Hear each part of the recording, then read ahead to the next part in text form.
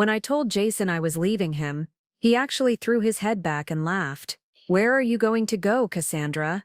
No one else will put up with your crazy," he said, taking another swig of beer while I stood there in my work clothes after a 12-hour shift. "You won't leave me because you can't survive without me." 3 days later, he wasn't laughing when the moving trucks pulled up to our house, the house I'd been secretly buying while he thought he was living rent-free.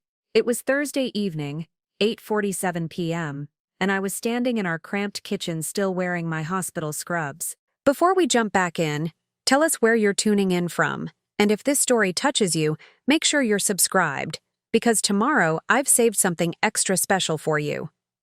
The smell of antiseptic and exhaustion clung to me like a second skin after another grueling shift in the pediatric ICU. I'd been on my feet for 12 hours straight, dealing with sick children and frantic parents, making decisions that could mean the difference between life and death. And here was Jason, exactly where I'd left him that morning, sprawled across our second-hand couch like he owned the place, which was ironic considering he'd never paid a dime toward rent. Empty beer cans formed a protective fortress around him, and that damn PlayStation controller was practically grafted to his hands. He was wearing the same basketball shorts he'd had on for 4 days running, the ones with the mysterious stain on the left leg that I'd stopped asking about. The sink was full of dishes he'd promised to handle 3 days ago. The trash was overflowing with takeout containers, takeout I'd paid for, of course, and clutched in my trembling hand was the final notice for our electric bill. The third utility company threatening to shut us off this month. "Jason," I said, my voice cutting through the mindless explosions coming from his video game. "We need to talk." He didn't even pause the game, just grunted without taking his eyes off the screen, like I was some annoying background noise, interrupting his very important mission to shoot digital enemies. "The electricity is getting shut off tomorrow if we don't pay $347, I continued, holding up the red notice. "That's on top of the gas bill you ignored last week, and the water bill from 2 weeks ago." Another grunt. His character on screen was apparently in some kind of intense firefight that required his complete attention, more important than our actual life falling apart, apparently. "Jason, are you listening to me?" "I heard you," he mumbled, finally hitting pause but still not looking at me. "Just put it on the credit card like always. The credit card that's already maxed out. The one I've been making minimum payments on for 8 months while you figured out your next career move." Now he turned around, and I saw that familiar flash of irritation cross his face. The same expression he got whenever reality dared to intrude on his fantasy world, where responsibilities were optional, and I was some kind of magical money-producing robot. "Look, Cass, I'm stressed enough without you coming home and immediately starting with the nagging. I'm between opportunities right now. You've been between opportunities for 6 months, Jason. Before that, you quit the warehouse job because your manager was disrespectful. Before that, you walked out of the restaurant because they expected you to actually show up on time. And before that, I'm not going to let some corporate asshole treat me like garbage for minimum wage." He snapped, finally setting down the controller and standing up, all 6 feet of mediocrity rising to his full height, like that was supposed to intimidate me. "I have standards, Cassandra. I'm not going to settle for some dead-end job just because you're impatient." I stared at him, really looked at him, for what felt like the first time in months. When had his confidence become delusion? When had his standards become excuses? When had my love become his meal ticket? "Jason, I can't do this anymore," I said quietly. "I can't be the only one working, the only one paying bills, the only one taking care of everything while you wait for the perfect opportunity to fall into your lap." He rolled his eyes, actually rolled his eyes at me, like I was being unreasonable. "So what are you saying, exactly?" "I'm saying get a job, any job. Start contributing to this relationship, or I'm leaving you." The words hung in the air between us like a challenge. For a moment, something flickered across his face, surprise, maybe even concern. But then that familiar smirk spread across his lips, and he threw his head back and laughed. Not a chuckle, not a nervous laugh. A full dismissive, patronizing laugh that cut through me like a scalpel. "Where are you going to go, Cassandra?" he said, wiping fake tears from his eyes like my ultimatum was the funniest thing he'd heard all day. "Back to your mother's trailer?" Good luck explaining to her how you couldn't even keep a man who was willing to put up with your crazy. Each word hit like a physical blow, but I stood perfectly still, letting him continue. You work too much. You're always stressed. You nag constantly. You think some other guy is going to want to deal with all that? You think anyone else is going to love someone like you? He moved closer, and I could smell the beer on his breath, see the cruel confidence in his eyes. No one else will put up with your crazy, Cass. You're 34 years old, you have no social life, and you come home every day looking like you've been hit by a truck. You won't leave me because you can't survive without me. Who else is going to love someone like you? The kitchen fell silent, except for the hum of the refrigerator I'd bought, in the apartment I'd rented, eating food I'd purchased with money I'd earned, while he spent his days playing pretend war games. You're right, Jason, I said quietly, turning away to hide the small smile playing at my lips. I probably won't leave. I could practically hear his satisfied exhale behind me, the sound of a man who thought he'd just won an argument. He'd put me back in my place, reminded me of my value, or lack thereof. Crisis averted. Meal ticket secured. Good, he said, already reaching for his controller again. Now can we drop the drama? I'm in the middle of a ranked match. I began washing the dishes with methodical precision, my movements calm and controlled. Jason had no idea that his cruel laughter had just sealed his fate. He couldn't see what I was really thinking as I scrubbed his beer-stained glasses and pizza-crusted plates. What Jason didn't know, what he couldn't possibly imagine in his self-absorbed little world, was that I'd been planning this moment for months. While he thought I was just his devoted, desperate girlfriend who'd never have the courage to leave, I'd been quietly building my escape route. The secret savings account I'd opened under my maiden name, growing steadily with money he didn't even know existed. The credit check I'd run on myself, discovering that my score was excellent despite his attempts to use my cards for his gaming subscriptions and beer runs. The apartment applications I'd already submitted, the consultations with divorce attorneys, the careful documentation of every bill I'd paid and every expense he'd racked up, and most importantly, the house we were standing in. The house Jason assumed we were renting. The house I'd been quietly buying for the past 6 months while he believed his lies about my dependence on him. You see, Jason Reynolds was about to learn the difference between a woman who can't leave and a woman who chooses not to leave, until she's ready. And I was almost ready. As I dried the last dish and hung up the towel, I made a mental note to call the moving company tomorrow. 3 days from now, when those trucks pulled up to collect my belongings, Jason would finally understand what he'd actually lost. His laughter was about to become the most expensive sound of his life. The real turning point didn't come that Thursday night, with Jason's laughter echoing in our kitchen. It came 3 weeks later, on Valentine's Day, when I discovered just how deep his contempt for me actually ran. I'd finished another brutal 12-hour shift in the pediatric ICU. We'd lost a 7-year-old that morning, a car accident victim, whose parents were still in the waiting room when I left, clinging to each other like shipwreck survivors. Days like that reminded me why I became a nurse, why I pushed through the exhaustion and stress. I stopped at the grocery store on my way home, picking up a small bouquet of daisies from the discount rack and takeout from Thai Palace, Jason's favorite pad thai with extra peanut sauce. I know it sounds pathetic now, but I was still trying. Still believing that maybe if I just showed him enough love, he'd remember who we used to be. I pulled into our driveway at 6:30 p.m. and immediately knew my romantic evening was doomed. 3 cars I recognized were parked outside: Martin Sanders' beat-up Honda, Sonny Hayes' pickup truck with the Confederate flag bumper sticker, and some rusty Camaro I didn't know, but could guess, belonged to another one of Jason's unemployed gaming buddies. I walked into our living room, carrying the flowers and takeout like offerings to gods who didn't care. The scene was exactly what I expected. 4 grown men sprawled across our furniture like teenagers, surrounded by empty pizza boxes and beer cans. The coffee table I'd saved 6 months to buy was serving as their personal trash bin. "Happy Valentine's Day, babe," I said, forcing brightness into my voice. "I brought your favorite pad thai." Jason barely glanced up from his phone. "We already ate, there's leftover pizza if you want some." Preparing and narrating this story took us a lot of time, so if you are enjoying it, subscribe to our channel. It means a lot to us. Now back to the story. I thought maybe we could watch a movie together, just us.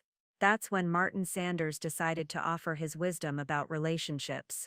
Dude, she wants to watch a chick flick, he snorted. Sunny Hayes chimed in. My ex used to pull that romantic bullshit too, so needy. But what came next shattered whatever was left of my illusions about Jason Reynolds. He looked up from his phone and said with that same dismissive laugh, yeah, Cass is like that, always wanting attention, always making everything about feelings. I keep telling her, Valentine's Day is just a scam to make money off desperate women. The unnamed friend with the Camaro laughed. Bro, at least your girl has a job, mine just spends my money all day. And then Jason said the words that would replay in my mind for months. True that. I mean, Cass pays for everything, but she acts like I should be grateful. It's her choice to work so much. Besides, where else is she gonna go? She's lucky I put up with all her neurotic shit. I felt something break inside my chest, not my heart, that had been cracking for months. Something deeper. My sense of self, maybe. The last shred of belief that the man I loved saw me as anything more than a convenient ATM, with benefits. I set down the takeout and flowers without a word. Nobody noticed, they were too busy laughing about something on Martin's phone. I retreated to our bedroom, locking myself in the bathroom. The face staring back at me from the mirror looked like a stranger, exhausted, hollow-eyed, older than her 34 years. When had I become this person? That's when I noticed his phone on the bathroom counter. Jason guarded his phone like state secrets, but tonight he'd been careless. The screen lit up with notifications from a group text, titled, The Boys. I should have walked away, but something made me pick up that phone, and what I saw there changed everything. Martin, dude, your GF, looked pissed about the Valentine's thing. Sunny, maybe she'll finally dump you and you can move in with your mom again, lol. Jason, nah, she's too scared to leave. I've got her trained pretty good. Jason, plus she knows no other guy would deal with her crazy work schedule and mood swings. Jason, exactly. Why work when you've got a nurse girlfriend?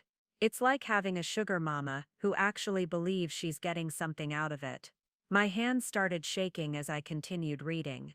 Martin, what if she finds someone else though? Jason, Lolo, who? She's 34, works constantly, has no social life, and comes with my debt. Good fucking luck to her. Jason, I could cheat on her tomorrow and she'd probably apologize for making me do it. I set the phone back exactly where I'd found it, my mind reeling. 6 years of my life, supporting a man who saw me as nothing more than a convenient source of income and domestic labor. Who spoke about me to his friends like I was some pathetic creature too stupid to know I was being used. But as I stared at my reflection in that bathroom mirror, something unexpected happened. Instead of crumbling, I felt something I hadn't experienced in years. Clarity, crystal clear, diamond-hard clarity about exactly who Jason Reynolds was, and exactly what I was going to do about it. I opened my laptop that night and created a new email account. Then I started researching. By morning, I had a plan. Jason was right about one thing. I wasn't going to leave him, I was going to disappear. You know, it's funny how clearly you can see the red flags when you're looking backward. At the time when you're 22 and in love, those warning signs look like romantic gestures. Jason's neediness felt like devotion. His financial irresponsibility seemed like carefree spontaneity. I met Jason Reynolds in the fall of 2011, during my senior year at the University of Colorado. I was pre-med then, carrying a full course load while working 20 hours a week at the campus library. My parents had sacrificed everything to get me to college. My dad was a construction worker, and my mom cleaned houses. Jason was everything I thought I wanted. Captain of the intramural soccer team, popular, effortlessly charming. He had this smile that made you feel like you were the only person in the room, like you were sharing some secret joke. The first time I saw him was in Professor Martinez's organic chemistry class. I was sitting in the front row, frantically taking notes because I knew this material would make or break my MCAT scores. Jason strolled in 15 minutes late, sliding into a seat near the back, with casual confidence that suggested tardiness was just another charming personality trait. After class, he caught up with me in the hallway. "Hey, you're Cassandra, right? Cassandra Rossi?" His voice had this warm, slightly rough quality that made my stomach flutter. "I was wondering, would you maybe want to study together sometime? I'm having trouble keeping up with Martinez's pace, and everyone says you're the smartest person in the class." That should have been my first clue. Not that he was attracted to me, but that I was useful to him. At 22, being needed by someone like Jason felt like being chosen. Our first study session was at the library where I worked. I spent 3 hours walking him through concepts I'd mastered weeks earlier. Jason was a good student when he focused, but he spent half our time together making jokes, telling stories, asking about my family. "You're different from other girls, Cass," he said, as we packed up our books. "You've got substance. You're going somewhere in life." By our third study session, he was asking me out. By our fifth, I was canceling study groups with my pre-med friends to spend time with him. By the end of the semester, my grades started slipping for the first time in my academic career, but I told myself it was worth it. Jason made me feel beautiful, desired, special. The problem started small. Jason had a habit of forgetting his wallet when we went out, leaving me to cover the bill with money from my work-study job. He'd show up at my dorm when I was studying for exams, claiming he missed me too much to wait. "I thought you wanted to spend time with me," he'd say when I explained I needed quiet time to prepare for tests, and somehow I'd end up apologizing for prioritizing my education over his feelings. My roommate, Jane Madeline, tried to warn me. "Cass, he seems to need a lot of taking care of," she said, one night after Jason had spent 4 hours in our room, complaining about his economics professor. "And he doesn't seem very interested in your goals." I defended him, of course. "He just needs someone who believes in him, Jane. What about the pressure you're dealing with? You're pre-med, working part-time, maintaining a 3.8 GPA. When does he support your dreams?" I didn't have a good answer, so I changed the subject. But Jane's words stuck with me. The real shift came during spring semester of our senior year. I'd been accepted to 3 nursing programs. I'd switched from pre-med after realizing I wanted more direct patient contact and couldn't afford medical school debt. Jason was facing graduation with a communications degree and no clear career path. "I've been thinking," he said one evening, "what if we moved in together after graduation? I could look for opportunities in Denver while you start nursing school." It sounded romantic at the time, building a life together, supporting each other's dreams, but something felt uneven about the arrangement. Jason's opportunities were vague, undefined. My nursing program was concrete with guaranteed career prospects. "How will you support yourself while you're looking?" I asked. "Well, I figured you could probably cover rent for a while, just until I get established. You'll be making good money as a nurse, right?" That casual assumption, that my future income was automatically our future income, should have stopped me cold. Instead, I found myself nodding, already calculating how I could make it work. After graduation, we moved into a cramped 1-bedroom apartment in Lakewood. I started my nursing program immediately, juggling classes with a part-time job. Jason moved back in with his parents temporarily, while he figured out his next step. Those 8 months of him living at home, while I struggled to pay rent alone, should have been my wake-up call. But Jason had explanations for everything. The job market was terrible. He wasn't going to settle for just any position. The first time I paid for his gas, groceries and phone bill was presented as a temporary favor. "Just until I get back on my feet, babe." But temporary became permanent, so gradually I barely noticed the transition. Every job Jason quit, every bill that fell to me, somehow became about how I wasn't being supportive enough. By the time I graduated nursing school and started my first job, Jason had been living off my income for over a year, and it felt normal. It felt like love. I had no idea I was raising the man who would one day laugh at the thought of me leaving him. The transformation from equal partners to me becoming Jason's personal ATM didn't happen overnight. It was so gradual, so expertly executed, that I didn't even realize I was being systematically erased from my own life until it was almost complete. During my first year as a registered nurse, I was making $52,000 annually, stable income that should have easily supported both of us, while Jason established his career. He'd finally found what he called a real opportunity as a sales associate at an electronics store, enthusiastic for exactly 6 weeks. The manager is a complete micromanager, he complained one evening. He expects me to push extended warranties on people who clearly can't afford them. I'm not going to compromise my integrity for some corporate policy. He quit the next day. No 2 weeks' notice, no attempt at compromise, just walked out during lunch and never went back.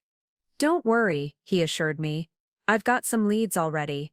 This might actually be a blessing in disguise. Now I can focus on finding something that really fits my skill set. Those leads never materialized.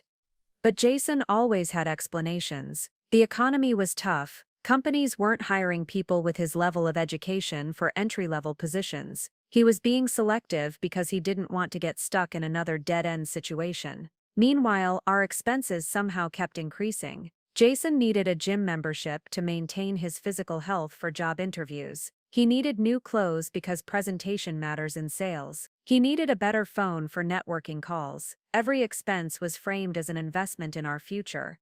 And somehow I was always the one funding these investments. The real erosion began when I started talking about advancing my career. I'd been working at Denver Presbyterian for 18 months when my supervisor approached me about applying for a charge nurse position. "You have natural leadership skills, Cassandra," Linda Chang told me. "The other nurses respect you, doctors trust your judgment. I think you'd be perfect for the pediatric ICU charge nurse role. The position would mean a $12,000 salary increase and put me on track for eventual management roles." I'd been dreaming of healthcare administration since nursing school. When I told Jason about the opportunity, his reaction wasn't what I expected. "That sounds like a lot more responsibility," he said, barely looking up from his phone. "Are you sure you want to take on that kind of stress? It's career advancement, and the salary increase would really help us financially."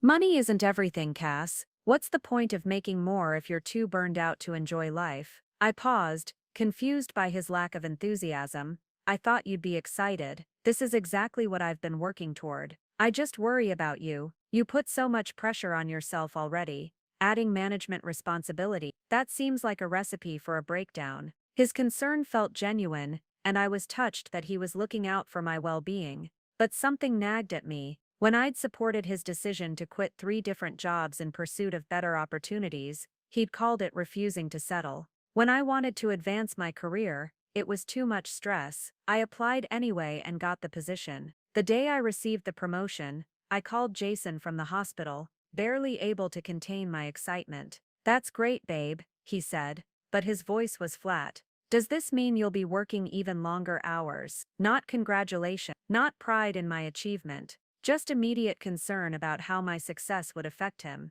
The pattern became clearer over the following months. Every milestone in my career was met with subtle discouragement disguised as concern. When I mentioned wanting to pursue my master's degree, Jason worried about student loan debt. When I talked about attending nursing conferences, he complained about being left alone. "I feel like I never see you anymore," became his standard response to any discussion of my professional goals. "Sometimes I wonder if your job is more important to you than our relationship." The gaslighting was so skillful that I started questioning my own priorities. Was I being selfish for wanting career advancement? Was I neglecting our relationship by focusing on professional development? So I started saying no. No to the conference in Chicago. No to the committee position. No to the overtime shifts that would have boosted our savings. And with each no, I felt myself shrinking a little more. The financial dynamics shifted too. When Jason first moved in, we talked about splitting expenses fairly. But as his employment became sporadic, and my salary increased, fare became increasingly subjective. "It doesn't make sense for me to pay half when you make 3 times what I do," Jason reasoned after quitting his 4th job.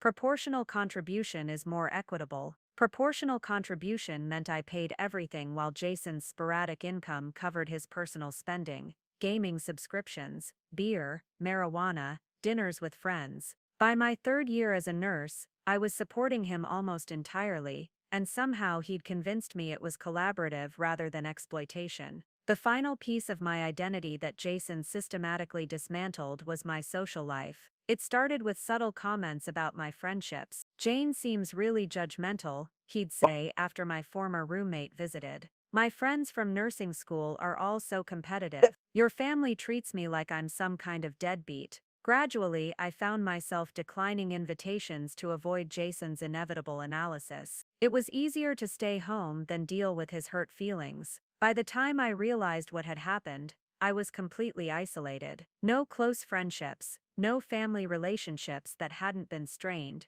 no professional networks. I had become exactly what Jason needed me to be: a high-earning, socially isolated woman whose entire identity revolved around supporting his comfort while abandoning her own dreams. The most insidious part was that he'd convinced me it was love. The signs were always there. Looking back, I can't believe how obvious they were. How many times Jason showed me exactly who he was while I convinced myself I was seeing something else. But when you're living inside the situation, when you've been gradually conditioned to question your own perceptions, red flags just look like minor personality quirks that love should overlook. The financial inconsistencies started becoming impossible to ignore around our fourth year together. I was making $58,000 as a charge nurse, working 50-hour weeks, and somehow we were always broke. Not just tight on money, actually broke. Overdraft fees, late payment penalties, credit cards maxed out despite the fact that my income should have easily covered our modest lifestyle.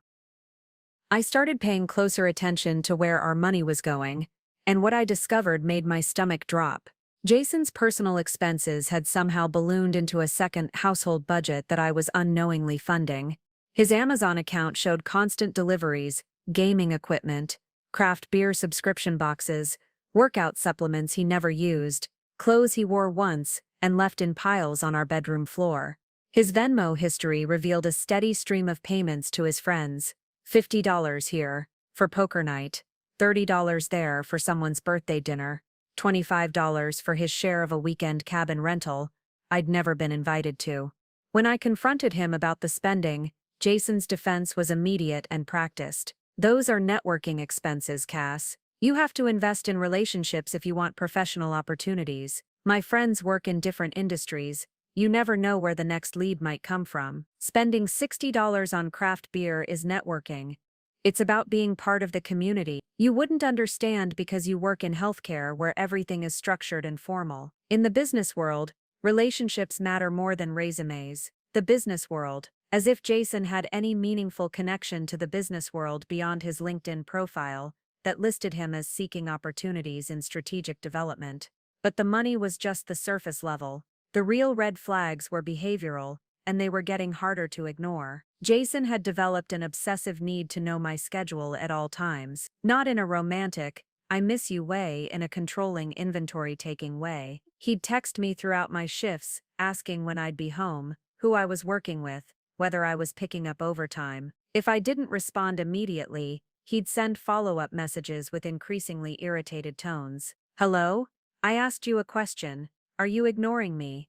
It takes 2 seconds to text back. I guess your coworkers are more important than your boyfriend." When I explained that I couldn't constantly check my phone during patient care, that people's lives literally depended on my attention, Jason's response was always the same: "Other people manage to stay in touch with their partners during work. Maybe you're just not prioritizing our relationship." The isolation tactics became more aggressive too. Jason started having opinions about every person in my life, and those opinions were consistently negative. My nursing school friend Sarah invited me to her wedding shower, and Jason suddenly had concerns about her superficial values and materialistic lifestyle. My colleague Mike, who'd become a good friend through our shared interests in healthcare policy, was clearly trying to get with me despite being happily married with 3 kids. My own sister was jealous of our relationship and trying to cause drama whenever she asked innocent questions about how Jason was doing with his job search. "I'm not saying you can't see these people,"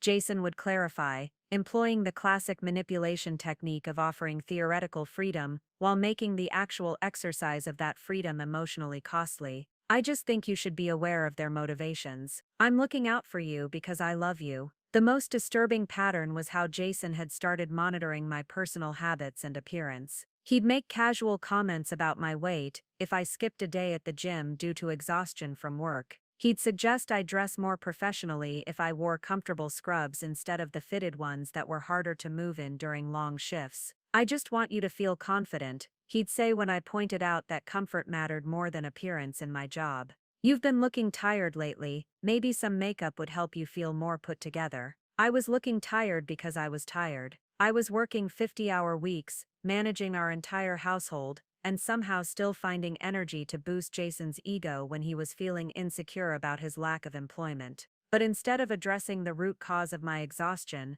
Jason focused on managing the symptoms that made him uncomfortable. The gaslighting reached peak intensity whenever I tried to discuss our relationship dynamics. If I mentioned feeling overwhelmed by managing all our finances alone, Jason would accuse me of keeping score and making everything transactional. If I expressed frustration about doing all the housework while he played video games, I was nagging and creating conflict over minor issues. "You used to be so easygoing," became his standard response to any attempt at addressing problems. "I don't know what happened to the girl I fell in love with.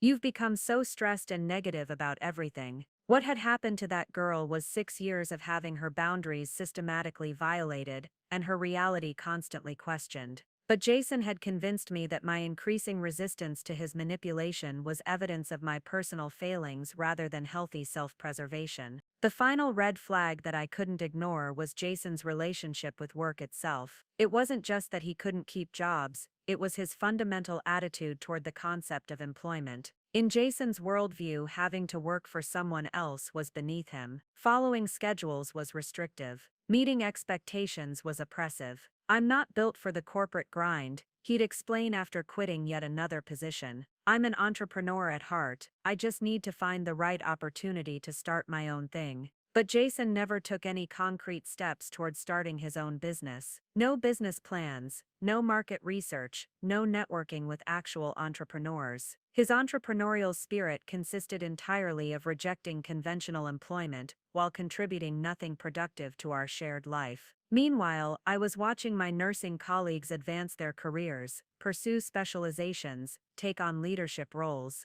I was seeing other women my age buy houses, start families, build lives that reflected their values and ambitions. And I was going home every night to a man who seemed to believe that my success existed solely to subsidize his comfort. The cognitive dissonance was becoming impossible to maintain. On one hand, I had a career I loved, colleagues who respected me, and a growing reputation as a skilled and reliable nurse. On the other hand, I had a personal life where my worth was measured entirely by my willingness to suppress my own needs in service of someone else's ego. Something had to give. I just didn't realize yet that Jason's contemptuous laughter on Valentine's Day would be the catalyst that finally gave me permission to trust my own perceptions instead of his version of reality. The red flags had been waving for years. I was finally ready to stop pretending they were just decorative banners celebrating our love. After reading those text messages on Valentine's Day, I became a different person overnight. Not broken, not defeated, but calculating. For the first time in years, I stopped trying to see Jason through the lens of love and started seeing him through the lens of evidence. The next morning, I woke up before my alarm and lay in bed listening to Jason snore beside me. The man who'd spent months telling me how lucky I was to have him, who'd convinced me that my concerns about our relationship were evidence of my own insecurity and neediness. I watched his face in the early morning light and felt nothing but clinical curiosity about how long this performance had been going on. I started documenting everything, not dramatically, not obviously, just paying attention in a way I hadn't allowed myself to for years.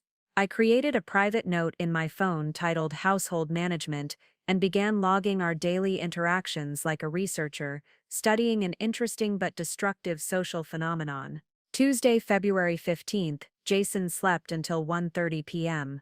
When he woke up, complained about being exhausted, and needing to recover from yesterday's social activities. Ate leftover pizza for breakfast while I prepared for my evening shift, asked me to pick up energy drinks on my way home, because getting motivated is hard when you're this drained. Did not acknowledge that I worked a 12-hour shift yesterday, and still cooked dinner for his friends. Wednesday, February 16th, Jason applied to one job online, took 20 minutes, counted as full day of job hunting, spent remaining 8 hours playing Call of Duty with Martin and Sunny. When I suggested he might expand his search beyond entry-level retail positions, he accused me of not believing in his potential and being unsupportive during a difficult time. The patterns became impossible to ignore when you wrote them down. Jason's version of a productive day consisted of the bare minimum effort required to deflect criticism, followed by hours of leisure activities funded by my income. His emotional manipulation followed predictable scripts. Any suggestion for improvement was reframed as personal attack. Any request for accountability became evidence of my unreasonable expectations. But the real revelation came when I started tracking our finances with the same methodical attention I brought to patient care. I opened a spreadsheet and began recording every expense, every transaction, every dollar that flowed through our shared accounts. What I discovered was staggering. In the 6 months since Jason had quit his last job, our household expenses had actually decreased. We were eating out less, buying fewer groceries, spending less on entertainment that we both enjoyed. But Jason's personal spending had increased dramatically. His individual purchases now exceeded what we used to spend together on everything beyond basic necessities. $65 for a new gaming headset because his old one was affecting his performance. $43 for premium craft beer that he consumed alone while I was at work.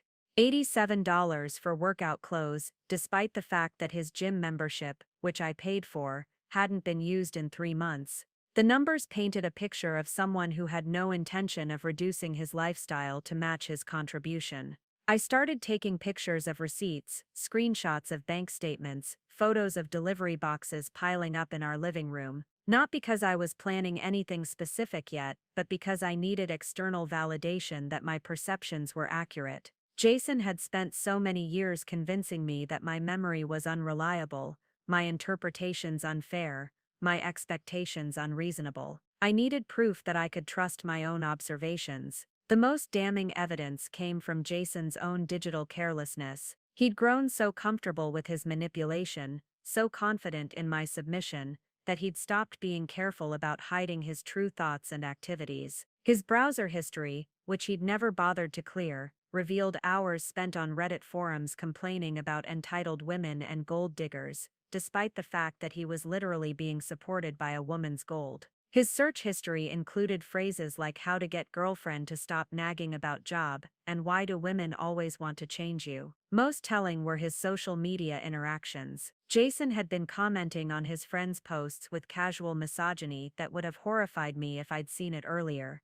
Jokes about training your woman, memes about high-maintenance girlfriends, and constant complaints about how exhausting it was to deal with women's emotional needs. But it was his online dating activity that finally shattered any remaining illusions I might have had about salvaging our relationship. While going through his email to find a warranty for a purchase he'd asked me to handle, I discovered he'd been maintaining active profiles on 3 different dating apps. Not just old accounts he'd forgotten to delete, recently active profiles with photos taken in our apartment, descriptions that painted him as single and focusing on building his consulting business. The messages were worse than I could have imagined. Jason had been telling potential dates that he was recently out of a long-term relationship with someone who didn't understand his entrepreneurial ambitions. He'd been scheduling coffee dates for times when he knew I'd be at work, describing himself as financially independent and looking for someone who shares his values of independence and ambition. The irony was so thick I actually laughed out loud while reading his messages. Jason, who hadn't earned enough money in 6 months to cover his beer budget, was presenting himself to other women as financially independent. Jason, who lived entirely off my nursing salary, was seeking someone who valued independence. I screenshotted everything, every message, every profile, every conversation where he'd described his current situation in terms that bore no resemblance to reality. Not because I was planning to confront him with the evidence. I was long past believing that showing Jason proof of his hypocrisy would lead to accountability or change. I was documenting everything because I was building a case. Not a legal case, necessarily, but a personal one. A comprehensive record that would prevent me from second-guessing myself when the time came to act. The surveillance phase lasted exactly 3 weeks. 3 weeks of watching Jason with clear eyes, of documenting his behavior without the filter of love or hope or wishful thinking. 3 weeks of seeing him not as the man I'd fallen in love with in college, but as the man he'd actually become, or maybe always was. By the end of those 3 weeks, I had enough evidence to fill a small filing cabinet. Financial records, text messages, dating profiles, browser history, and page after page of daily observations that painted a picture of someone who viewed me as a convenient resource rather than a human being worthy of respect. But more importantly, I had something I hadn't possessed in years: absolute certainty about my own perceptions. Jason hadn't been slowly changing over time, gradually becoming more selfish and manipulative. He'd been showing me exactly who he was from the beginning, and I'd been working so hard to see the best in him that I'd ignored the evidence of my own eyes. The confirmation phase was complete. Now it was time to start planning my disappearance from his life. And Jason, comfortable in his conviction that I'd never leave him, had no idea that his world was about to change forever. The hardest part about planning my escape wasn't the logistics, it was maintaining the performance. Every morning, I had to wake up and pretend to be the same woman who'd spent 6 years believing Jason's lies about my worth, my capabilities, my options. I had to smile when he made dismissive comments about my mood swings, nod sympathetically when he complained about the impossible job market, and continue funding his lifestyle while secretly building my exit strategy. But I'd become an excellent actress over the years. 6 years of pretending Jason's failures were temporary setbacks had trained me well for pretending I wasn't planning to vanish from his life entirely.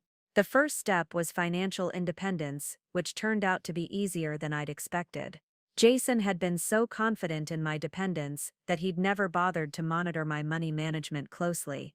As long as his personal expenses were covered and our bills were paid, he assumed I was living paycheck to paycheck just like him. What Jason didn't know was that nurses who work strategically can make significantly more than their base salary suggests. I started picking up every overtime shift available, telling Jason I was trying to build up our emergency fund. I began working extra shifts at a private clinic on my days off, describing it as professional development. I took on additional responsibilities that came with small pay bumps, explaining to Jason that career advancement would benefit both of us.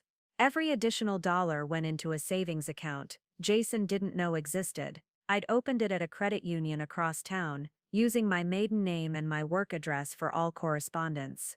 Within 6 weeks, I had $3,200 saved, more money than Jason had contributed to our household in the previous 6 months. But money was just the foundation. The real preparation required planning my entire new life while living inside my old one. I started by reconnecting with people Jason had systematically encouraged me to drift away from. My nursing school friend Sarah, who'd invited me to events I'd declined because Jason found her judgmental.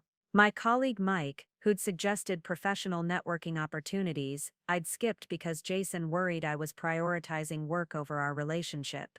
My sister Emma, whose calls I'd been answering less frequently because Jason complained that family drama was stressing me out. The conversations were awkward at first. How do you explain that you've been isolating yourself to manage your boyfriend's insecurities without admitting that your relationship is fundamentally broken? How do you rebuild friendships you've neglected without revealing that you're planning to disappear from your current life? I started small, coffee dates with Sarah, where I gradually steered conversations toward her successful marriage, her career growth, her general happiness. I listened to her describe what healthy relationships actually looked like: partners who celebrated each other's achievements, who contributed equally to shared responsibilities, who maintained individual friendships and interests without jealousy or manipulation. "You seem different lately," Sarah observed during our third coffee meeting. "More like yourself, if that makes sense. You've been so stressed the past few years." I wanted to tell her everything, about the text messages, the dating profiles, the systematic erosion of my self-worth. But I couldn't risk Jason discovering my planning process, and Sarah was the type of person who would want to help in ways that might reveal my intentions. I've been doing some thinking about priorities, I said instead, trying to focus more on what actually makes me happy. Good for you, she replied. You deserve to be happy, Cass. Don't let anyone convince you otherwise. The professional networking was more strategic. I reached out to former colleagues who'd moved to other hospitals, mentioning casually that I was always interested in new opportunities. I joined online groups for nursing professionals, participating in discussions about career development and workplace satisfaction. I updated my resume for the first time in 3 years, highlighting accomplishments Jason had trained me to minimize. What I discovered was that my value in the job market had grown significantly during the years I'd been doubting myself. Charge nurses with my experience and track record were in high demand. Several hospitals were offering signing bonuses for experienced pediatric ICU nurses. The salary ranges I was seeing were $15,000 to $20,000 higher than what I'd thought possible. I started applying for positions, not just locally but in other cities entirely. Denver had become a prison, where every location held memories of compromising myself for Jason's comfort. I needed a complete fresh start, somewhere I could rebuild my identity without constant reminders of who I'd allowed myself to become. The apartment hunting was the most dangerous part of my preparation. I couldn't visit properties in person without risking discovery, so I relied on virtual tours and video calls with leasing agents.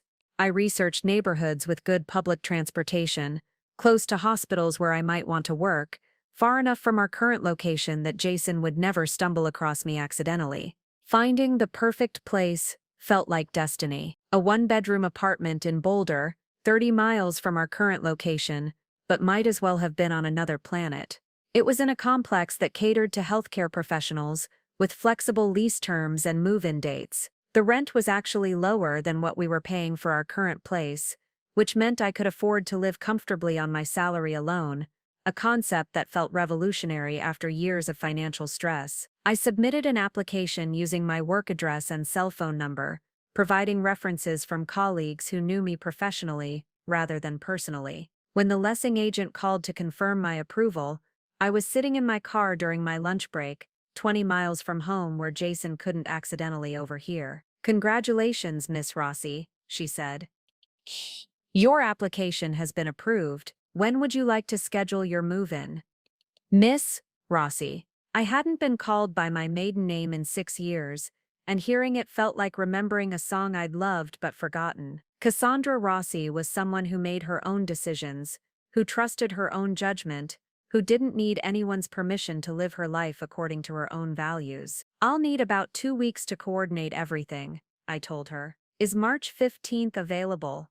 March 15th, the date I would stop being Jason's live-in ATM and start being myself again. The moving logistics required military-level planning. I couldn't hire a traditional moving company without leaving a paper trail Jason might discover. Instead, I found a service that specialized in emergency relocations, situations where people needed to move quickly and quietly for safety reasons. They were expensive, but they could pack and transport my belongings in a single day with minimal advance notice. I started mentally cataloging what I would take versus what I would leave behind. The furniture we'd bought together could stay. Most of it had been chosen to impress Jason's friends rather than because I actually liked it. The kitchen equipment I'd accumulated during 6 years of being the only person who cooked could come with me. My clothes, my books, my personal items that had been gradually crowded out by Jason's expanding collection of gaming equipment and impulse purchases. Most importantly, I would take my professional credentials, my financial records, and my dignity. Everything else was just stuff, and stuff could be replaced. As March 15th approached, I felt a calm I hadn't experienced in years. Not the exhausted resignation I'd mistaken for peace during the worst periods of our relationship, but actual serenity born from knowing I was taking control of my life again. Jason had no idea that his dismissive laughter had triggered the most sophisticated exit strategy he'd ever encounter. In his mind, I was still the broken-down woman who'd accept any treatment rather than face the world alone. He was about to discover how wrong he'd been about everything. March 14th arrived like any other day, except it wasn't. It was the last day Jason Reynolds would wake up believing he had complete control over my life. The last day he'd assume his comfort was my highest priority. The last day he'd take for granted that his laughter could keep me trapped in a relationship where I'd forgotten my own worth. I went through my morning routine with the precision of someone who'd rehearsed every moment. Shower, coffee, uniform, the same pediatric ICU scrubs I'd worn hundreds of times, but today they felt like armor. I was going to work as Cassandra Hayes for the final time. Tomorrow I would wake up as Cassandra Rossi in an apartment Jason didn't know existed, starting a job he'd never heard about, living a life he couldn't touch. Jason was still asleep when I left for my shift, sprawled across our bed in his boxers, mouth open, completely oblivious to the fact that this was goodbye. I stood in the doorway for exactly 30 seconds, not feeling nostalgic or sad, just marveling at how small he looked when he wasn't actively manipulating someone. Without his practiced charm, his defensive anger, his elaborate justifications for his failures, Jason was just a 36-year-old man who'd spent 6 years avoiding responsibility while someone else funded his extended adolescence. I closed the door quietly and drove to work for my final shift at Denver Presbyterian. My colleagues had no idea I was leaving.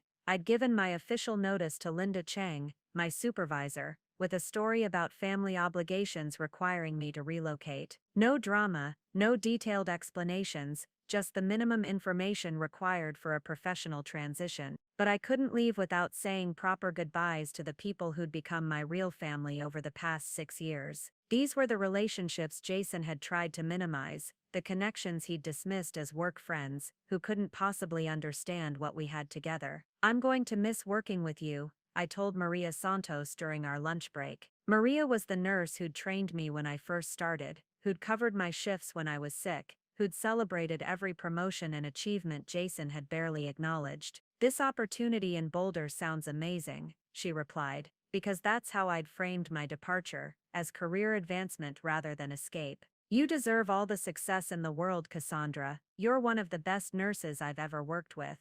Maria's words hit harder than I expected. For 6 years I'd been receiving professional recognition and respect while being told at home that I was difficult, needy, unreasonable. The cognitive dissonance had been slowly driving me insane, making me question my competence in every area of my life. "Can I ask you something?" I said impulsively. "Do you think I'm high maintenance, like too demanding or emotional?" Maria looked genuinely puzzled. "Are you serious? Cass, you're literally the calmest person on this floor. During emergencies, during family crises, during the worst situations we deal with, you're steady, professional, and incredibly competent. Where is this coming from?"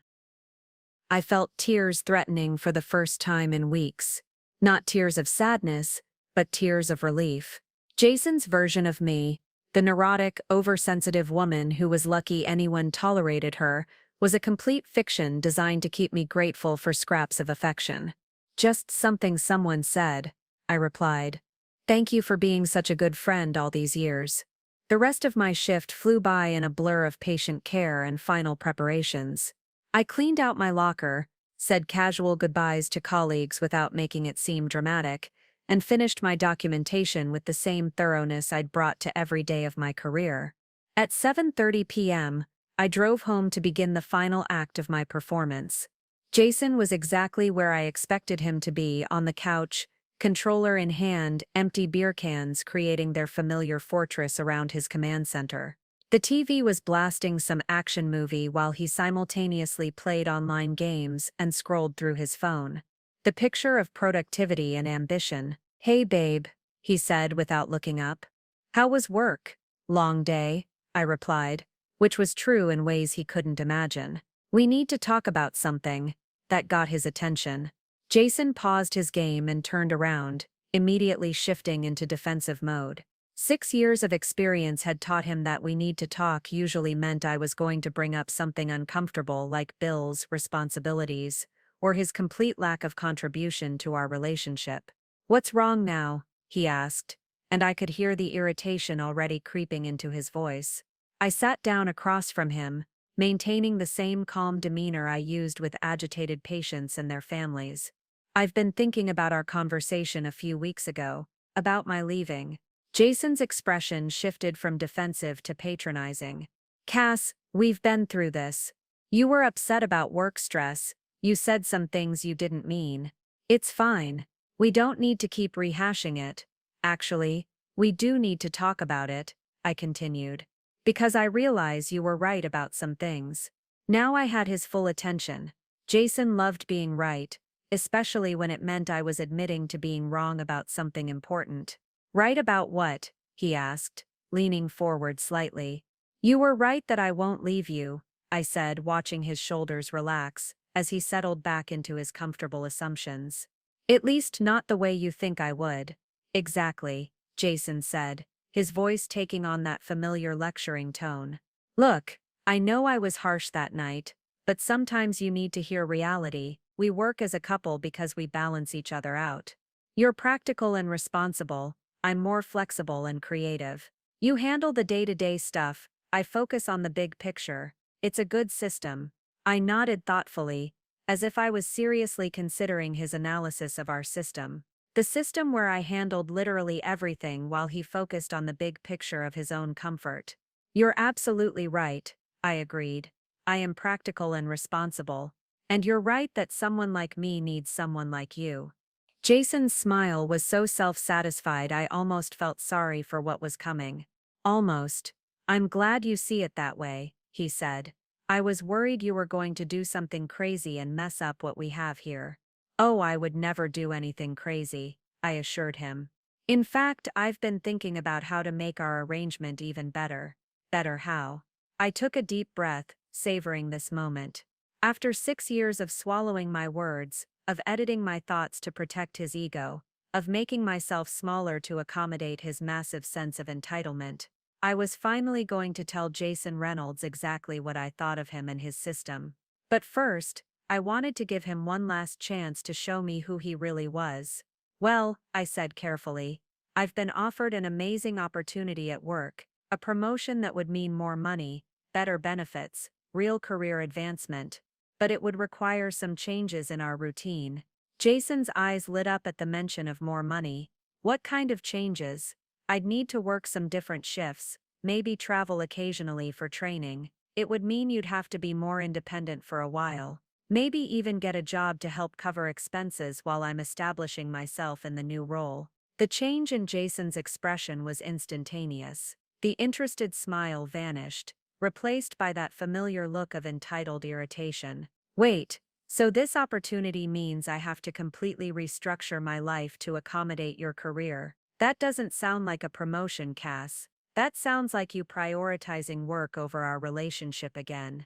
And there it was, the same selfishness, the same manipulation, the same complete inability to consider anyone's needs but his own. Even when presented with the possibility of improved finances and my professional growth, Jason's immediate concern was how it might inconvenience him. You're right, I said quietly. It's not fair to ask you to change. Exactly, Jason said, settling back into his cushions with satisfaction. Besides, we're doing fine as we are. Why rock the boat? I stood up slowly, smoothing down my scrubs one last time. You know what, Jason?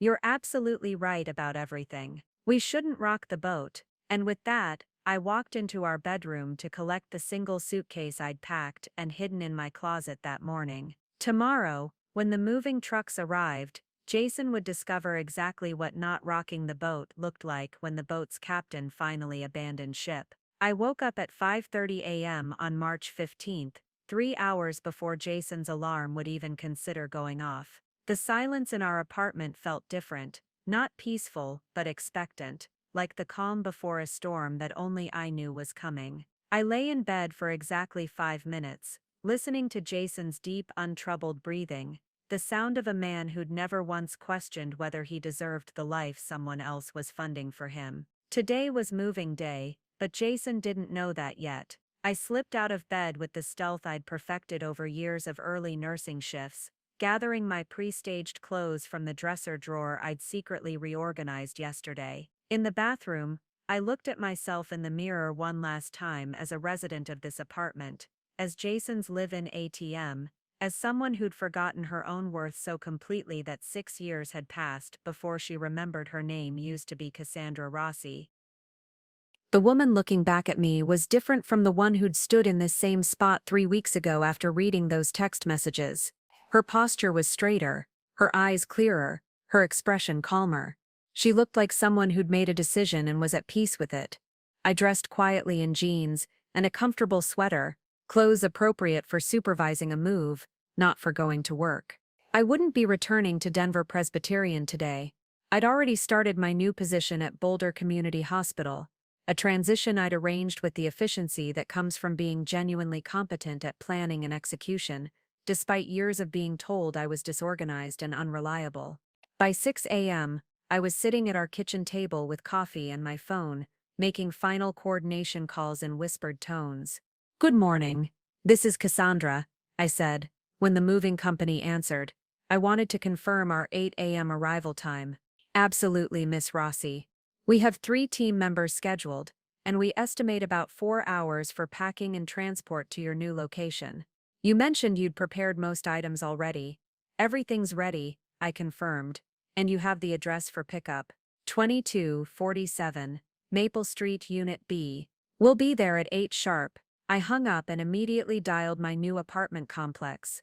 "Boulder Creek Apartments, this is Jennifer." "Hi Jennifer, this is Cassandra Rossi. I wanted to confirm that my keys will be ready for pickup this afternoon."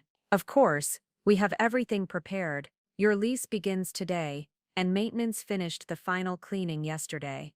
You're all set to move in whenever you're ready." Each confirmation call felt like another lock clicking open on the prison I'd built around myself. For 6 years, I'd convinced myself that leaving Jason would be complicated, expensive, emotionally devastating.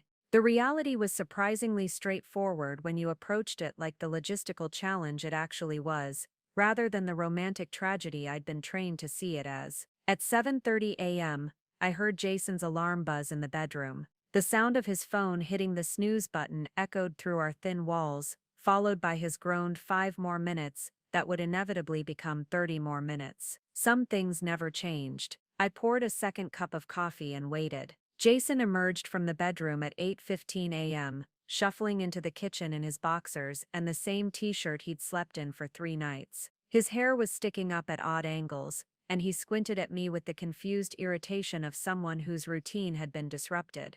"Why are you dressed already?" he asked, scratching his stomach. "Don't you work tonight?"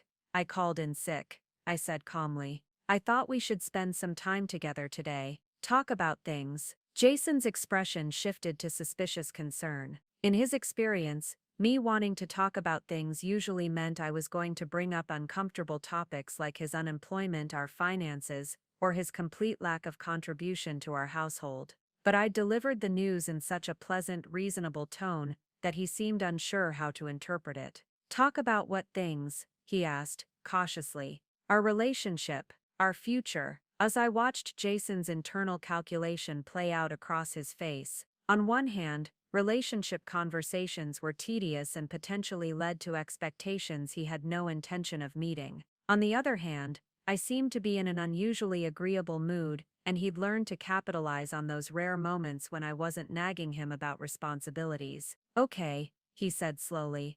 "Let me grab some coffee first." As Jason moved around the kitchen with his usual morning lethargy, I heard the rumble of a large truck pulling up outside our building. Right on time, I glanced at my phone, 8:03 a.m. "That's a big truck," Jason observed, glancing out our kitchen window. "Someone's moving today."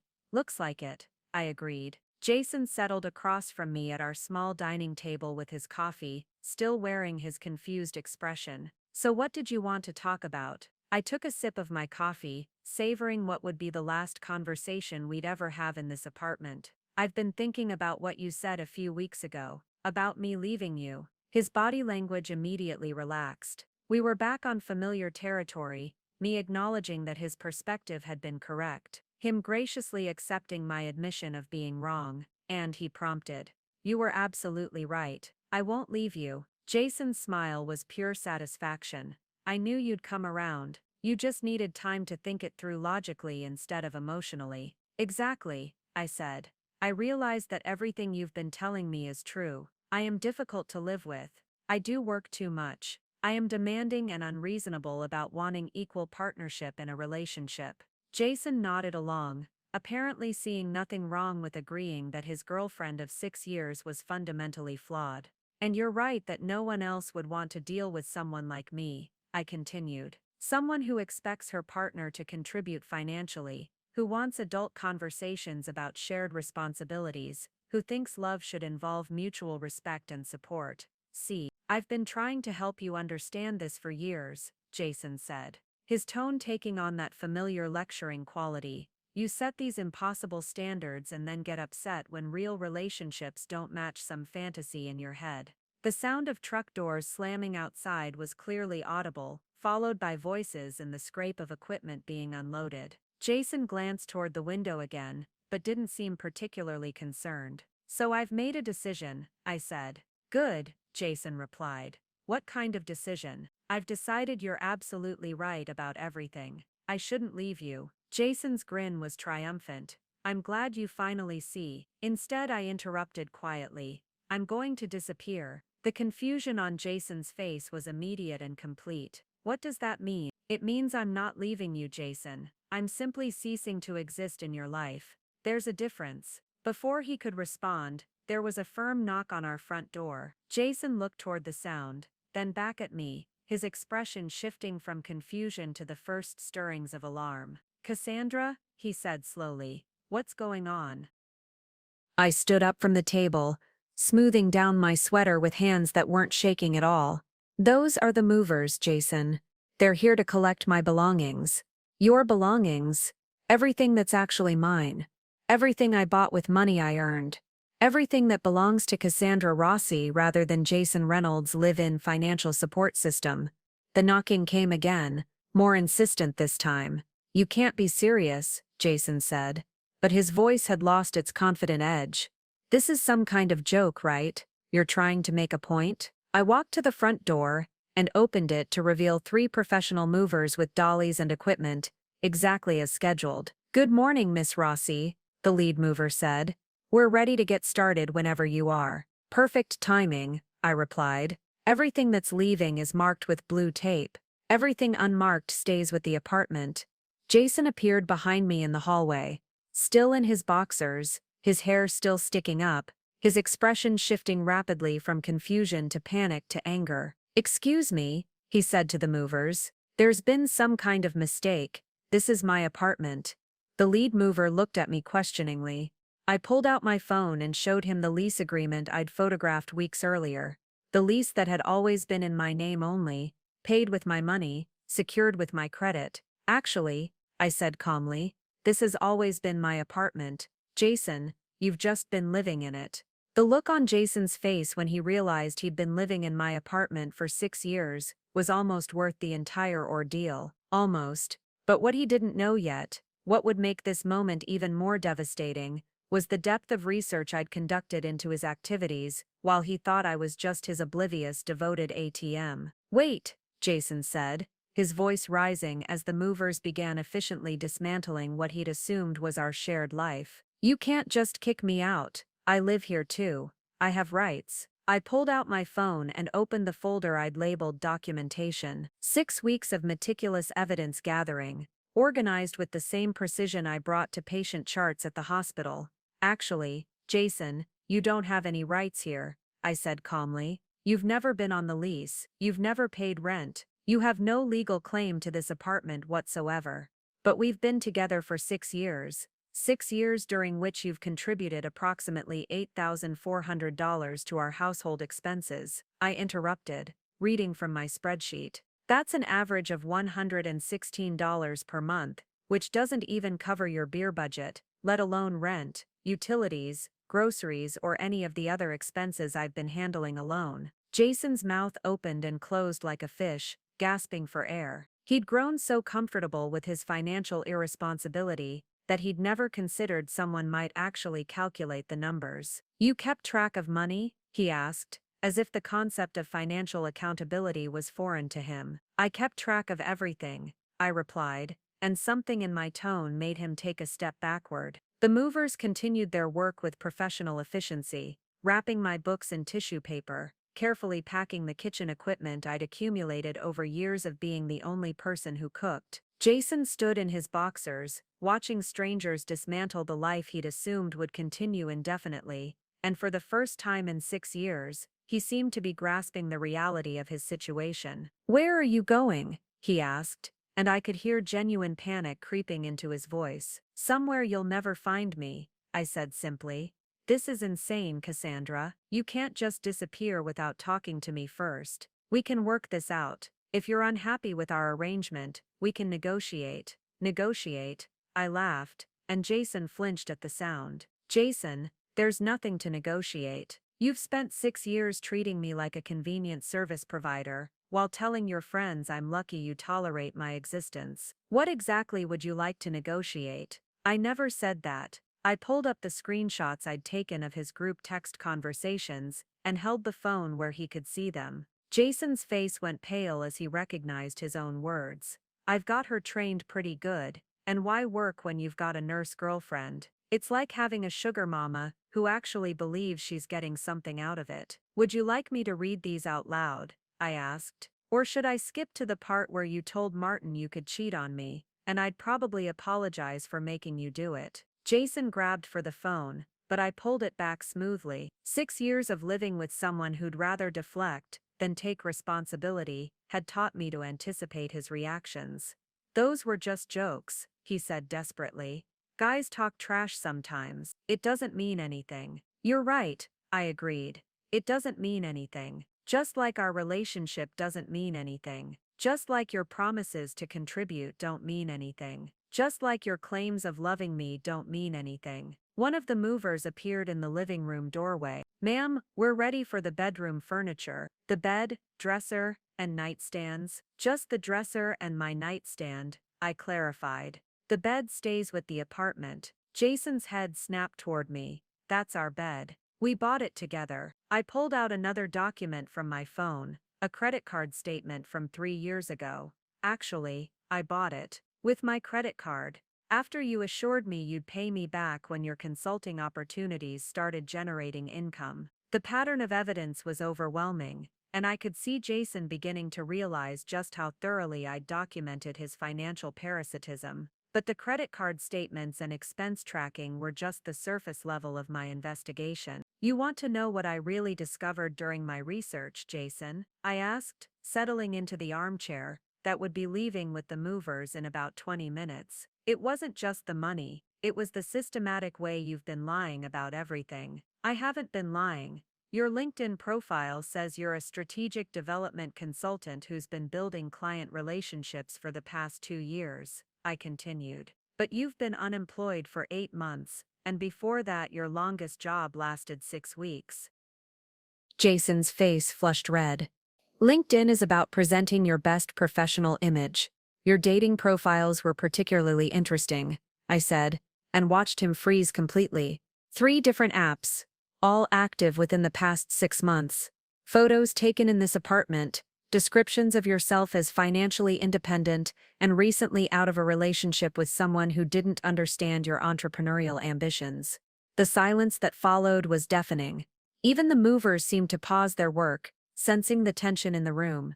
"How did you find them?" "Jason, you used the same email address for everything. The same password, the same photos. You're not as clever as you think you are." I pulled up one of his dating profiles and began reading aloud. "Successful entrepreneur looking for someone who shares my values of independence and ambition. Recently ended a long-term relationship with someone who was too focused on traditional expectations instead of supporting creative endeavors." "Creative endeavors," I repeated. "Is that what we're calling 6 years of unemployment now?" Jason looked like he wanted to disappear into the floor. The confident, manipulative man who'd spent years gaslighting me into believing I was the problem in our relationship had been reduced to someone who couldn't even defend his own lies. "But the dating profiles weren't even the worst part," I continued. "The worst part was discovering that you've been stealing from me." "I never stole anything. You've been using my credit cards without permission, small amounts, hoping I wouldn't notice. Coffee shops, gas stations, online purchases. Always under $50, always with the assumption that I was too stupid or too busy to track every transaction. I showed him another set of screenshots, credit card statements with charges highlighted in yellow. Dozens of them over the past year, totaling nearly $800 in unauthorized purchases. That's not stealing, Jason protested weakly. We share expenses. We don't share anything, Jason. I pay for everything while you take whatever you want. There's a difference, and it's called theft. The movers had finished with the living room and were heading toward the bedroom. In less than an hour, everything that belonged to me would be gone, and Jason would be standing alone in a nearly empty apartment that he couldn't afford and had never deserved. You can't do this to me, he said, his voice taking on a whining quality I'd heard hundreds of times before. Where am I supposed to go? How am I supposed to pay rent? The same way every other adult manages their life, I replied. Get a job, any job, pay your own bills. Take responsibility for your own survival, but I don't have any money saved, because you've been spending it on beer and video games instead of planning for your future. That's not my problem anymore, Jason. That's your problem. I stood up as the movers carried my dresser past the living room window. In 30 minutes, I would walk out of this apartment and never look back. Jason would finally be forced to confront the reality of what his life looked like, without someone else subsidizing his existence. You'll regret this, he said, and for the first time that morning, his voice carried a hint of the old manipulative anger. You think you're so independent, but you'll come crawling back. You need me more than you realize. I looked at him, really looked at him, one final time. A 36-year-old man in his underwear, surrounded by the evidence of his own inadequacy, still believing that the woman he'd systematically abused would eventually return to take care of him. Goodbye, Jason, I said quietly. I hope you figure out how to take care of yourself. And with that, I walked toward the door to supervise the final stages of my disappearance from his life. What Jason didn't know, what he couldn't possibly have imagined, was that my disappearance hadn't been a spontaneous decision born from anger or hurt feelings. It had been a carefully orchestrated exit strategy developed with professional guidance from people who understood exactly what I'd been living through. 3 weeks after reading those devastating text messages, I'd made the most important phone call of my adult life. Women's Crisis Support Center, this is Amanda speaking. How can I help you? I was sitting in my car in a grocery store parking lot during my lunch break, 20 miles from home where Jason couldn't accidentally overhear. My hands were shaking as I held the phone, not because I was scared, but because saying the words out loud would make everything real. I think I might be in an emotionally abusive relationship, I said quietly, and I need help figuring out how to leave safely. The conversation that followed changed everything. Amanda didn't ask me whether Jason hit me. She understood that abuse comes in many forms, and financial control combined with emotional manipulation can be just as devastating as physical violence. She didn't question whether my situation was serious enough to warrant intervention. She simply listened and then connected me with resources I never knew existed. What you're describing is a classic pattern, Amanda told me after I'd explained our dynamic. Financial abuse, social isolation, gaslighting about your competence and worth, systematic erosion of your independence. These are deliberate tactics designed to keep you trapped. Hearing my experience labeled with clinical terms was both validating and terrifying. Validating because it meant I wasn't crazy, oversensitive, or imagining the problems in our relationship. Terrifying because it meant I'd been living in an abusive situation for years without recognizing it. The good news, Amanda continued, is that you have advantages many women in your situation don't have. You have a stable income, professional credentials, and no children tying you to your abuser. You can plan your exit strategically. She connected me with Sarah Martinez, a legal advocate who specialized in helping women navigate the practical aspects of leaving financially abusive relationships. Sarah had been through this process hundreds of times, and her expertise was exactly what I needed to transform my desperate desire to escape into a concrete plan of action. The most important thing, Sarah explained during our first meeting at a coffee shop in Boulder, is to gather documentation before you make any moves. Financial abusers are often excellent at rewriting history, making their victims look unstable or vindictive. You need evidence. Sarah taught me how to document everything systematically, not just the obvious things like bank statements and expense records, but the subtle patterns of control and manipulation that had become so normalized I'd stopped noticing them. Screenshot every text message where he dismisses your concerns or makes you question your perception of events, she advised. Save emails where he pressures you about money or criticizes your professional decisions. Keep a daily log of conversations where he undermines your confidence or isolates you from support systems. The documentation process was emotionally brutal but absolutely necessary. Rereading 6 years of text conversations, I could see the gradual progression of Jason's manipulation tactics. Early messages where he'd been charming and supportive, slowly giving way to criticism, control, and contempt. But Sarah also connected me with Dr. Jennifer Chen, a therapist who specialized in recovery from emotional abuse. Dr. Chen helped me understand that my confusion about whether Jason's behavior was really that bad was itself a symptom of the psychological damage he'd inflicted. Healthy relationships don't require you to constantly question your own sanity, Dr. Chen explained during our second session.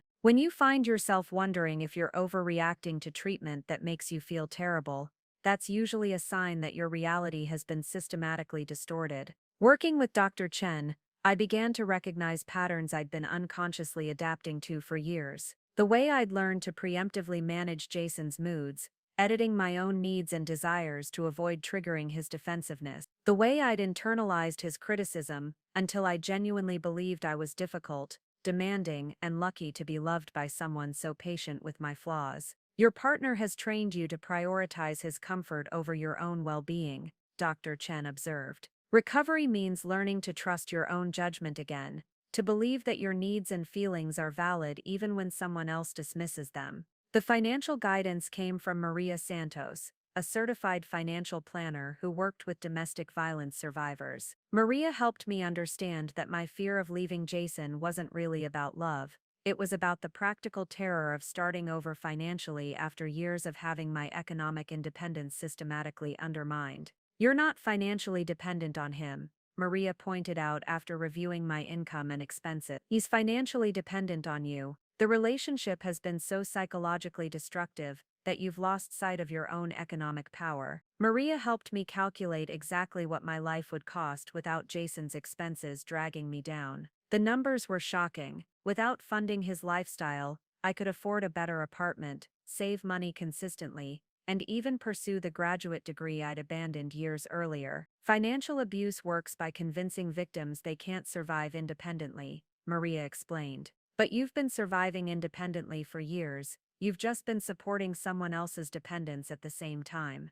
The most crucial support came from Detective Lisa Rodriguez, who worked with the Domestic Violence Unit. Lisa helped me understand my legal rights and options, ensuring that my exit strategy wouldn't leave me vulnerable to retaliation or harassment. Emotional and financial abuse often escalates when the victim tries to leave, Lisa warned. Your abuser may attempt to sabotage your credit, harass you at work, or use social manipulation to undermine your support systems. We need to prepare for those possibilities. Lisa helped me secure a protective order that would go into effect immediately if Jason attempted to contact me after I left. She also connected me with an attorney who specialized in financial crimes, just in case Jason's unauthorized use of my credit cards needed to be addressed legally. The key is to disappear completely, Lisa advised. Don't tell him where you're going. Don't give him opportunities to negotiate or manipulate you into staying. Clean break, no contact,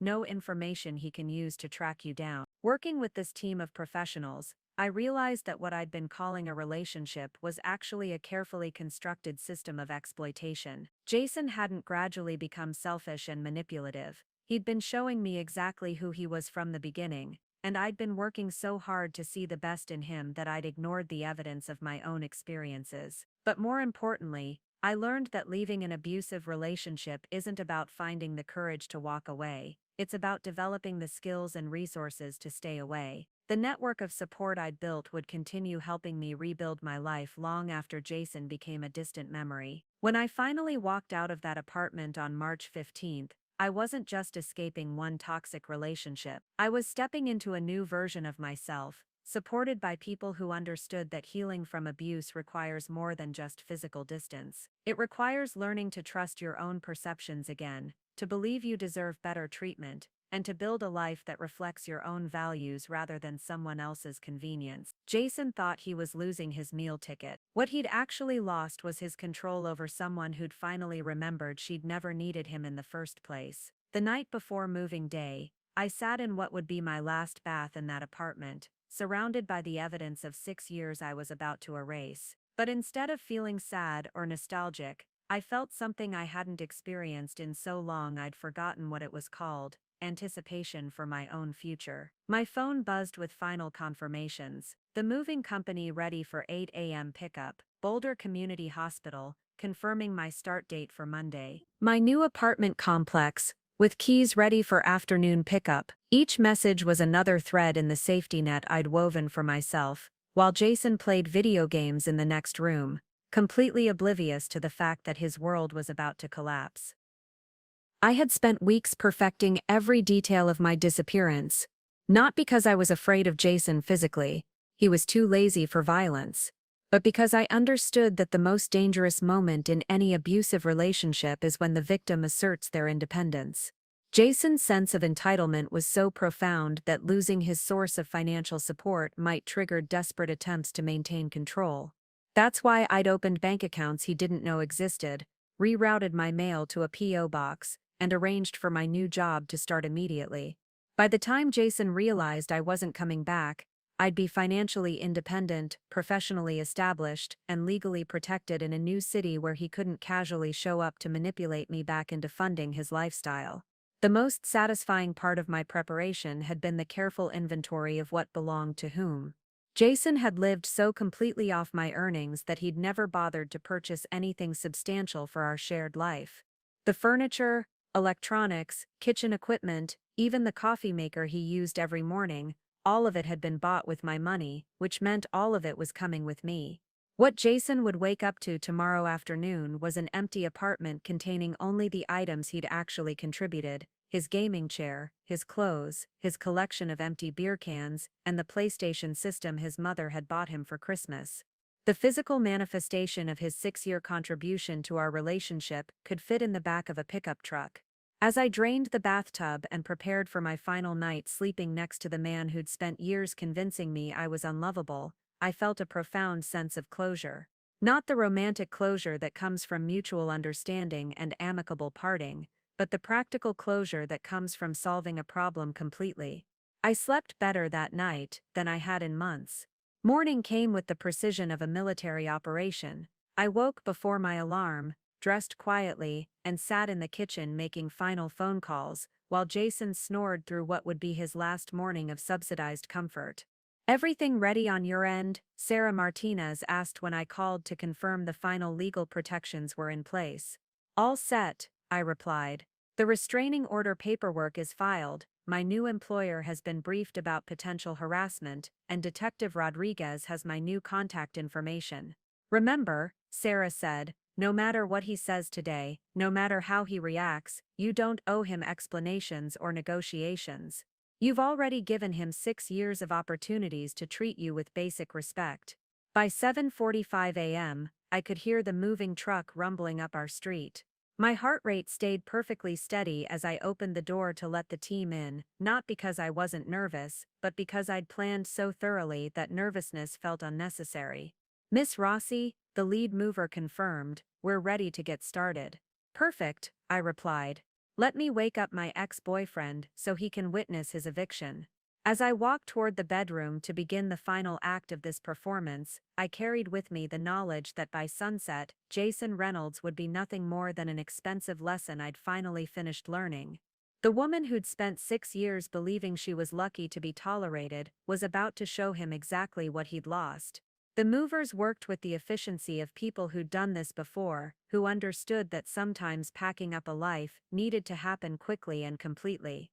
Within 2 hours, they'd systematically dismantled everything that made our apartment feel like home, leaving behind only the hollow shell of Jason's actual contributions to our shared life. Jason had progressed through several stages of panic during the process. First, disbelief, surely this was some elaborate bluff designed to get his attention. Then bargaining, offering to work harder on finding employment and be more appreciative of everything I did for us. When those tactics failed, he'd moved into anger, pacing around the apartment in his boxers, demanding explanations I had no intention of providing. You can't just abandon 6 years of relationship without giving me a chance to fix things, he shouted, as the movers carried my bookshelf past the living room window. This is insane, Cassandra. People don't just disappear from each other's lives like this. I was standing by the kitchen counter, checking items off my moving inventory with the same methodical precision I used for patient charts at the hospital. Each marked box represented another piece of my identity being restored, another aspect of my life that would no longer be filtered through Jason's needs and opinions. Actually, people disappear from toxic situations all the time, I replied calmly. It's called self-preservation. Toxic. Jason's voice cracked with indignation. I've supported you for 6 years. I've been there for you through every stress, every problem, every crisis. How is that toxic? I looked up from my clipboard and studied his face. Even now, standing in an apartment being emptied of everything he'd assumed belonged to him, Jason genuinely believed he'd been the supportive partner in our relationship. The depth of his self-deception was almost impressive. Jason, I said quietly, in what way have you supported me? Specifically, give me one concrete example of you making my life better, rather than easier for yourself. The silence that followed was deafening. Jason's mouth opened and closed several times, but no words came out. After 6 years of relationship, he couldn't identify a single instance where he'd prioritized my well-being over his own comfort. I've been emotionally supportive, he finally stammered. I've listened to you complain about work, helped you process your feelings. You mean you've sat there while I vented about 12-hour shifts, then immediately redirected conversations back to your own problems? I interrupted. That's not emotional support, Jason. That's just being present while someone else does the emotional labor. My phone buzzed with a text from the moving company driver, loading complete, ready for departure in 10 minutes. 10 minutes. 10 minutes, until Jason would be alone with the consequences of 6 years of choices he'd never had to fully confront before. Where are you going? He asked. And for the first time all morning, his voice carried genuine desperation rather than entitled anger. Somewhere you'll never find me, I said, and I meant it. Boulder was far enough away to require intentional effort to reach, but more importantly, I'd built a life there that existed completely outside Jason's sphere of influence. New job, new apartment, new social connections, an entire existence he couldn't touch or manipulate. This is about money, isn't it? Jason said, grasping for any explanation that didn't require him to examine his own behavior. You think I'm some kind of financial burden. I pulled out my phone one final time and showed him the spreadsheet I'd compiled during my weeks of research. You've contributed $8,400 to our household over 6 years, Jason. I spent more than that on your personal expenses just in the past 8 months. The color drained from his face as he stared at the numbers. You actually kept track? I kept track of everything, I confirmed. Your unemployment periods, your job applications, your spending habits, your dating profiles, your conversations with friends where you called me a sugar mama who was too stupid to know she was being used. Jason stumbled backward like I'd physically hit him. How did you find out? Jason, you left your phone unlocked on the bathroom counter. You saved passwords in browsers you thought I'd never check. You were so confident in my stupidity that you never bothered to hide your contempt. The lead mover appeared in the doorway. Rossi, we're ready to head to the new location. Do you need a few more minutes? I looked around the apartment one final time. The walls looked smaller without my furniture, cheaper without my decorations, emptier without the warmth I'd tried so hard to create in a space that was never really a home. No, I said. I'm ready. I picked up my purse and the single suitcase I'd packed with essentials for my first few days in Boulder. Everything else was already loaded in the truck, ready to be transported to a life where I'd never again have to justify my worth to someone who'd never deserved it. Cassandra, please, Jason said as I walked toward the door. Don't do this. We can work things out. I'll change, I promise. I'll get a job. I'll contribute more.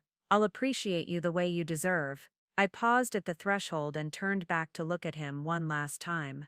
Standing there in his underwear, surrounded by the pathetic remnants of his actual contributions to our relationship, Jason looked exactly like what he was, a grown man who'd spent 6 years avoiding responsibility, and was now facing the consequences of that choice. Goodbye, Jason, I said simply. I hope you learn how to take care of yourself, and with that I walked out of his life forever. The drive to Boulder felt like traveling between two different worlds. In my rearview mirror, I could see the moving truck following at a careful distance, carrying everything that mattered from a life I was leaving behind. Ahead of me lay a city I'd chosen specifically because Jason had never shown any interest in visiting it, where I could rebuild my identity without the constant weight of his expectations and criticisms. But as the familiar skyline of Denver faded behind me, my phone started buzzing with increasingly frantic messages from Jason. What had begun as confused attempts to contact me had escalated into a barrage of texts that revealed the true depth of his desperation and his delusion. Cass, please come back. We can talk about this rationally. This is a huge overreaction. I know you're upset, but this isn't the solution. You're making a massive mistake. You won't survive on your own.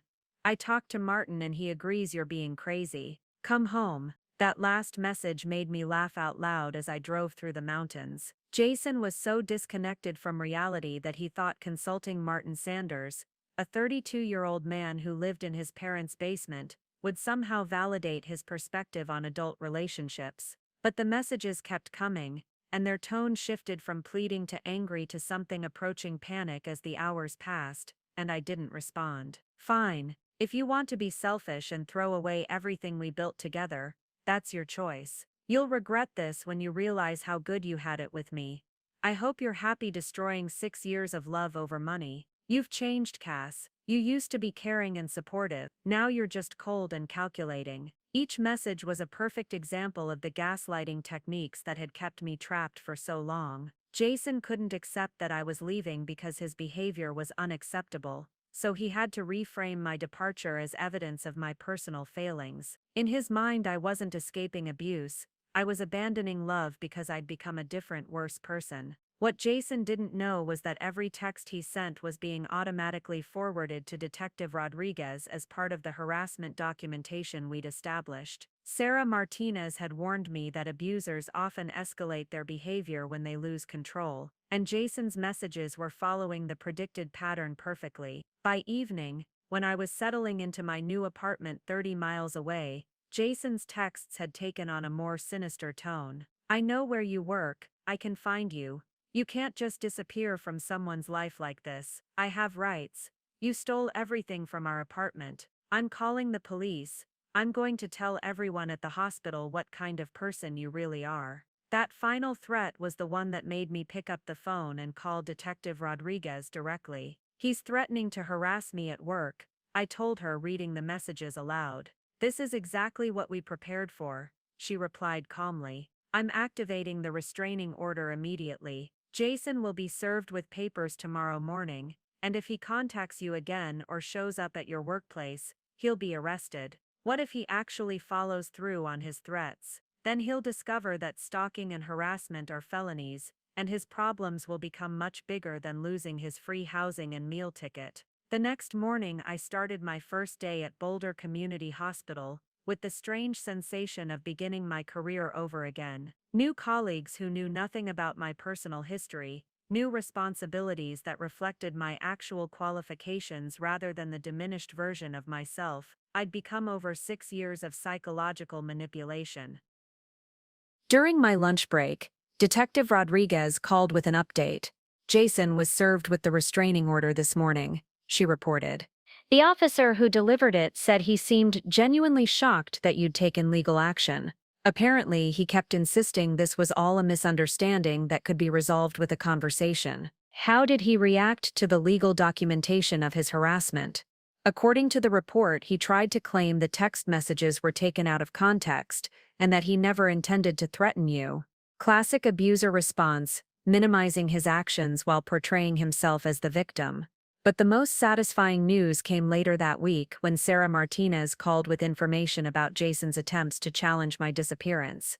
He contacted a lawyer about recovering his share of the furniture and belongings you took, she told me. The attorney apparently explained that since Jason never contributed financially to purchasing anything, never signed a lease, and never established legal residence, he has no claim to any property whatsoever. What about his threats to call the police? He did call them, claimed you'd stolen his belongings and abandoned him illegally. The responding officer reviewed the documentation, lease agreements, purchase receipts, bank statements, and informed Jason that you'd actually been incredibly generous by not pursuing charges for his unauthorized use of your credit cards. The image of Jason sitting in that empty apartment, calling police to report that his financial victim had escaped with her own possessions, was almost too perfect to believe. But it captured the essence of his worldview. Even facing complete abandonment, he couldn't conceive of himself as anything other than the wronged party. There's one more thing, Sarah added. The officer's report mentioned that Jason's mother showed up while they were taking his statement. Apparently, she'd received a rather desperate phone call about needing somewhere to stay temporarily. I felt a moment of genuine sympathy for Mrs. Reynolds, who'd spent 36 years watching her son avoid responsibility and was now being asked to subsidize his lifestyle once again. But my sympathy was tempered by the knowledge that enabling Jason's dependence had made him someone else's problem to solve. As I hung up the phone and returned to my new life, I realized that Jason's complete exposure had served a purpose beyond just ending our relationship. His threats, his harassment, his legal tantrums had all been documented by professionals who understood exactly what they were witnessing. Jason Reynolds would never be able to claim that Cassandra Rossi had been the problem in their relationship. The evidence was too clear, the pattern too obvious, the outcome too predictable. He'd finally been forced to face the truth about himself, even if he lacked the emotional capacity to accept it. 6 months after walking out of Jason's life, I was sitting in my apartment in Boulder on a Saturday morning, drinking coffee and reading a book I'd chosen simply because I wanted to read it, not because someone else had opinions about how I spent my free time. The silence in my space wasn't the oppressive quiet of walking on eggshells around someone's mood swings. It was the peaceful silence of a life lived according to my own values and priorities. My phone rang, and Sarah Martinez's name appeared on the screen. "I have some news about Jason," she said after we exchanged pleasantries. "Are you interested in hearing it?" "Only if it's relevant to my safety," I replied. I'd worked hard to build a life where Jason Reynolds was a distant memory rather than an ongoing concern. "It's more about closure," Sarah said. "He's been evicted from the apartment." I wasn't surprised. The rent had been $1,800 per month, and Jason's sporadic income from occasional gig work couldn't have covered even basic utilities, let alone housing costs. What surprised me was that he'd lasted 6 months before losing the place entirely. His mother was helping him financially for a while, Sarah continued. But apparently she reached her limit when she discovered he'd been using the money she gave him for rent to buy a new gaming system instead. The image of Jason prioritizing video games over housing, while facing homelessness, was so perfectly characteristic that I had to laugh. Even complete desperation couldn't motivate him to make responsible choices about his own survival. Where is he now? Living in his friend Martin's basement. According to my contact at the courthouse, Jason tried to sue you for abandonment and financial damages, but the case was dismissed when he couldn't provide evidence of any legal relationship or shared assets. I felt a profound sense of validation hearing that the legal system had confirmed what I'd known all along. Jason had never been my partner in any meaningful sense. He'd been a dependent who'd convinced himself he was entitled to support indefinitely. But more importantly, I'd built something beautiful in the space his absence had created. My job at Boulder Community Hospital had exceeded every expectation. Working with colleagues who respected my judgment, who valued my contributions, who treated me like the competent professional I'd always been reminded me of who I was before Jason's systematic erosion of my confidence. I'd been promoted to senior charge nurse within 4 months, and I was already making plans to pursue my master's degree in healthcare administration. My savings account had grown to $15,000, more money than I'd been able to accumulate during 6 years of funding Jason's lifestyle. Without his constant drain on my resources, I could afford not just survival but actual prosperity. I was planning a vacation to Europe, something I'd dreamed about for years, but had never been able to justify while supporting someone else's beer budget. Most importantly, I'd rediscovered friendships that Jason's jealousy and manipulation had nearly destroyed. Sarah from nursing school had become a regular part of my life again, along with colleagues who invited me to social events I actually wanted to attend. I joined a hiking group, started taking photography classes, and begun volunteering at a women's shelter, using my experience to help other women recognize and escape financial abuse. "You seem really happy," my sister Emma had observed during her visit last month. "Like yourself again, but stronger." She was right. The woman I'd become wasn't the same person who'd fallen in love with Jason Reynolds in college. She was someone who'd learned to trust her own perceptions, who'd discovered that being alone was infinitely preferable to being with someone who diminished her worth. She was someone who understood that love without respect was just elaborate manipulation, that partnership required actual contribution from both parties. I'd also learned that my fear of leaving Jason had been completely unfounded. The practical aspects of living independently, managing finances, making decisions, handling problems, turned out to be significantly easier when I wasn't constantly accommodating someone else's learned helplessness. The emotional aspects of being single were challenging at first, but ultimately liberating when I realized I could trust my own judgment about what made me happy. 3 weeks ago, I'd gone on my first date since leaving Jason, coffee with David, an emergency room physician who'd joined our hospital staff recently. When he'd asked about my previous relationships, I'd given him an honest but brief summary of what I'd learned about recognizing incompatible values in potential partners. "You seem like someone who really knows what she wants," he'd said, and it was the best compliment I'd received in years. As I finished my coffee and prepared to start my weekend, hiking with friends, working on my photography portfolio, maybe cooking an elaborate dinner just because I felt like it, I reflected on the year that had changed everything. Jason Reynolds had been wrong about so many things, but he'd been absolutely right about one: I would never leave him. I'd done something much more powerful instead. I'd erased him from my life so completely that his cruel laughter had become nothing more than the sound of a man I used to know, discovering what he'd lost when he mistook strength for weakness and independence for desperation, and I'd never been happier. Up next, you've got 2 more standout stories right on your screen. If this one hit the mark, you won't want to pass these up. Just click and check them out. And don't forget to subscribe and turn on the notification bell so you don't miss any upload from us.